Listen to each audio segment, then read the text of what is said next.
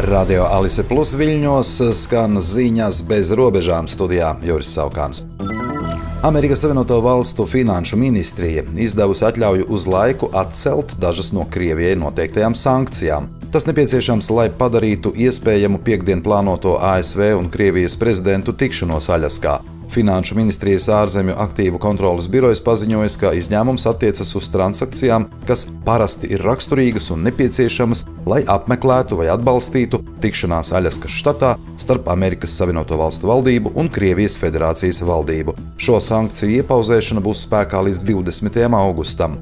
Putina palīgs Jurijs Ušakovs šodien apstiprināja, ka samitā apspriedīs veidus, kā noregulēt Ukrainas konfliktu, kā arī plašāki jautājumi par miera un drošības tēmām, bez tam arī aktuālie starptautiskie un reģionālie jautājumi. Tā būs pirmā ASV un Krievijas līderu tikšanās kopš 2021. gada. ASV prezidents Donalds Trumps vakar telefona sarunā ar Eiropas valstu līderiem un Ukrainas prezidentu Volodimiru Zelenski paziņoja, ka negrasās apspriest nekādus teritoriju sadalīšanas jautājumus. ASV prezidents un Eiropas līderi bija vienisprātis, ka pirms miera sarunu sākšanas Ukrainā būtu jāpanāk pamiers.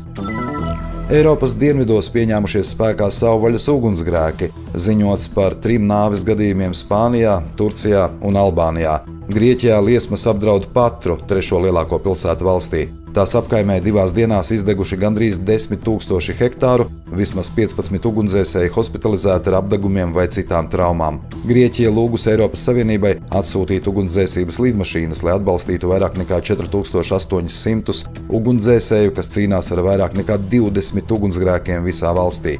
Albānijā ir līdzīga situācija. Uz dienvidiem no Tirānas gājis bojā 80 gadus vecs vīrietis. Albānijas vidienē netālu no bijušās armijas munīcijas noliktavas evakuēti 4 ciematu iedzīvotāji, bet Korčas rajonā netālu no Grieķijas robežas vairākus sprādzienus izraisīja 2. pasaules kara laika artilērijas lādiņi. Valsts vidienē liesmas nopostījušas 10 māju. Spānijas, Kastīlijas un Leonas apgabalā ugunsgrēkā gājis bojā brīvprātīgais ugunsdzēsējs. Latvija līdz šim ir sniegusi militāro atbalstu Ukrainai vismaz $500 miljonu vērtībā. Precīzāka summa būs zināma gada nogalē. Šogad plānots atvēlēt Ukrainai vismaz 0,25%, jeb 1/4% no iekšzemes koprodukta. Latvija Ukrainai ir nosūtījusi dažādu militāro palīdzību – bezpilota lidaparātus, helikopterus, haubices, ieročus un individuālo ekipējumu, munīciju, prettanku ieročus, pretgaisa aizsardzības sistēmas Stinger, bruņu transportierus Patrijā, radarus, pārtikas uzturdevas, informācijas tehnoloģiju iekārtas, sauszemes transporta līdzekļus, degvielu un citu bruņojumu.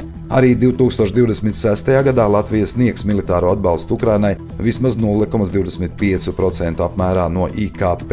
Šis atbalsts ietver arī Ukrainas karavīru apmācības. Šonedēļ par naudas un dokumentu zādzību no pansionāta Paspārne telpām Augšdaugavas novadā aizturēts vīrietis. Augšdaugavas novada Demenes pagastā 9. augustā nezināma persona iekļuva kādas iestādes telpās, uzlaužot logu un no seifa nozaga 7700 eiro, kā arī 38 personu apliecinošus dokumentus, kas tur atradās. Dienvidlatgales iecirkņa reaģēšanas nodaļas amatpersonas tās pašas dienas laikā noskaidroja iespējamās vainīgās personas identitāti un aizturēja 1976. gadā dzimušo vīrieti. Likumsargi veicot izmeklēšanas darbības atguva daļu nozagtās naudas – 5100 eiro. Sāktajā krimināla procesā turpinās pirmstiesas izmeklēšana.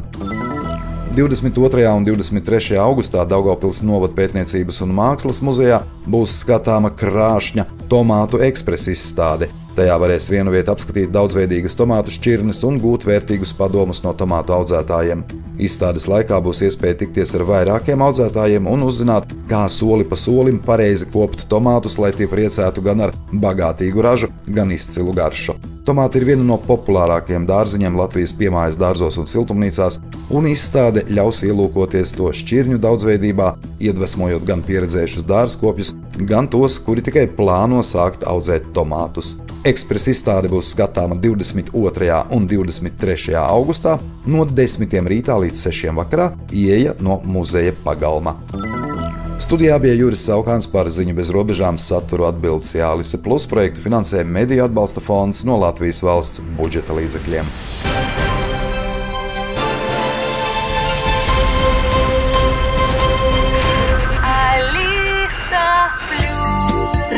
Radio.